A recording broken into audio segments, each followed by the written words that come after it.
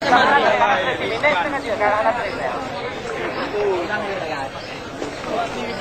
la motor dia dengar kan? Yang la motor dia dengar. Sebab orang dia dengar tu ada tu ada suka kalau itu.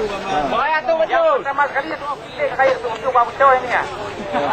Yang pertama sekali tanya-nyo rame naineng naga. Wadah mana kan? Mungkin di antara tanya-nyo paduk-paduk-paduknya mungkin hana sampai gaya haji.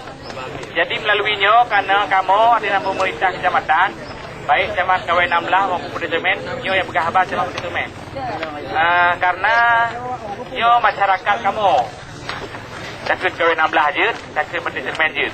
Kemudian karena nyo dua camat, Pak Camat KW 16 nah halangan tenah nasi umat tri ke nyai di kantor camat, makanya sama-sama alhamdulillah kata Pak di camat KW 16 pendetemen penting camat, calon mati je.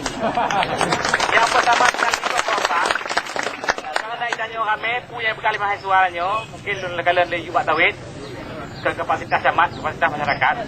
Yang perlu kitanya adalah jaga terus mati-mati. Itu yang pertama.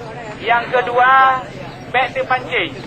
Yang kedua, nyo adalah bung gegat. Betuk ke jaga bung gegat, tabuh bacut yang hanaga. Jadi akhirnya yang hanaga. Ya apa kamu? Karena kamu pemerintah. Yang selanjutnya lu lagi kalau memang lagi pak orang yang begahnya mahasiswa nyo nai sebuah kelas dia orang ramai nya je super betul baik riu sebabnya put memang put gimana begah put mulia memang hana pahala put hana pe nyo put lepeng jangan merung dia kan nyo nai tak je nya hana pu pi baik baju sama-sama hana baju pu baik terus baju hana nyo yang boleh dijaga. Kemudian lu lagi je karena nyo na KW 16 mai lu hana tui. Yang jelas harapan kamu tadi bekna bermasalah. Karena bekba kecamatan Mandekemen, bekba kecamatan KW 16, but yang hanaga. Berak kena ramai-ramai. Yang udah tua okey lah. Karena ni mudah-mudah ada bek macam-macam itu ilmu. Lagi lah gaji. Karena but ramai-ramai. Makanya lu sampaikan walaupun untuk umino lu sampaikan nyo yang berlewat tawanti-wanti mamandung teo. Walaupun nanti bulupi ba ule walaupun nak ba ule tu bulupi ba ati pokoknya lagi lah harapan lu dua bersama camat KW 16 dan camat Bandetemen.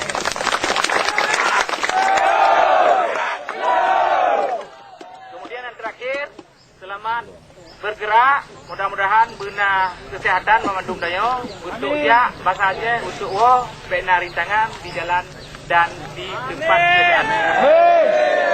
Assalamualaikum warahmatullahi wabarakatuh. Semuanya kepada masyarakat.